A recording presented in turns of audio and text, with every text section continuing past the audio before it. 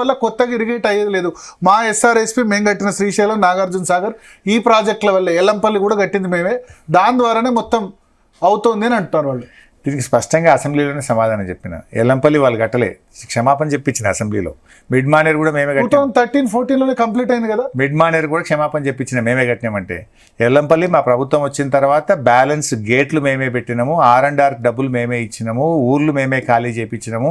దాదాపు 500-600 కోట్ల రూపాయలు ఖర్చు పెడితేనే ఎల్లంపల్లి యూటిలైజేషన్లోకి వచ్చింది. బట్ అప్పటి వరకు సార్ మీరు ఒక రాయపట్నం బ్రిడ్జ్ ఉంటే ఆ బ్రిడ్జ్ కూడా మేమే, ఒక బ్రిడ్జే కాదు, R&R డబ్బులు చాలా డబ్బులు కట్టాల్సి ఉండే, షటర్స్ పెట్టాల్సి ఉండే, ఇంకా స్ట్రెంథనింగ్ ఆఫ్ బండ్ ఉండే. అవన్నీ పనులు మేము చేసి మేము వచ్చిన తర్వాతనే చేసినాం. కాకపోతే మేమేదో ఇది మేము చేసినామని వాళ్ళ లెక్క ఇనాగ్రేషన్లు, మేము ఈ షో పుటప్ పనులు కేసీఆర్ గారికి నచ్చవు.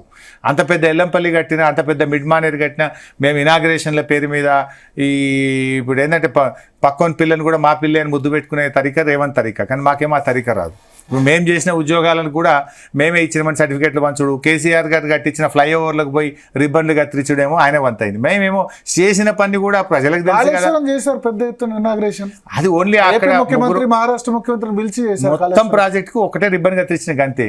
రేవంత్ రెడ్డి ఆనాడు రాజశేఖర్ రెడ్డి ఇదే కాళేశ్వరంకు జిల్లా కొబ్బరికాయ కొట్టిండు, 4 జిల్లాల్లో శంకుస్థాపన చేసిండు చేయబోయేదానికి. మేము అంత పెద్ద బ్యారేజీలు కట్టే కూడా ఒకటే దగ్గర ఇట్లా సింపుల్గా రిబ్బన్ కత్తిరించి కేసీఆర్ ముగిచ్చిండు. మేము అట్లా అనుకుంటే మల్లన్న సాగర్ దగ్గర పెద్ద ఫంక్షను, మిడ్ మానేర్ దగ్గర ఫంక్షను, రంగనాయక సాగర్ దగ్గర ఫంక్షను, కొండపోచమ్మ, ఎన్ని చేయొచ్చు ఫంక్షన్లు. మేమేమంటే ఆర్భాటం కంటే కూడా పనితనం ప్రజలకు తెలుసు కదా అనే ధోరణిలో పనిచేస్తాం. కాళేశ్వరం రిటైర్డ్ న్యాయమూర్తి కమిషన్ ఈ విచారణ ఎక్కడి వరకు వెళ్తుంది? సో అది మిమ్మల్ని కూడా పిలిస్తే వెళ్తాం. అక్కడ 100% తప్పు జరగలేదు, ఆ కరప్షన్కి అవకాశమే లేదు. ఇది కేవలం రాజకీయ దురుద్దేశంతో బురద జల్లడం కోసం వేసిన కమిషన్గానే నేను భావిస్తున్నాను. కమిషన్ ఎప్పుడు పిలిచినా వెళుతా, వారు అడిగిన అన్ని ప్రశ్నలకు సమాధానాలు చెప్తాం. ఫైనల్గా జరిగేది ఏమీ ఉండదు.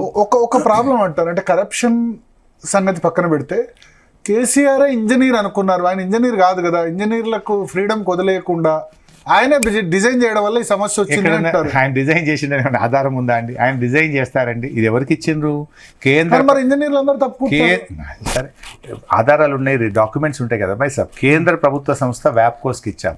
వ్యాప్కోస్ అనే కేంద్ర ప్రభుత్వ సంస్థ దీన్ని డిజైన్ చేసి వాళ్ళు ఇచ్చారు.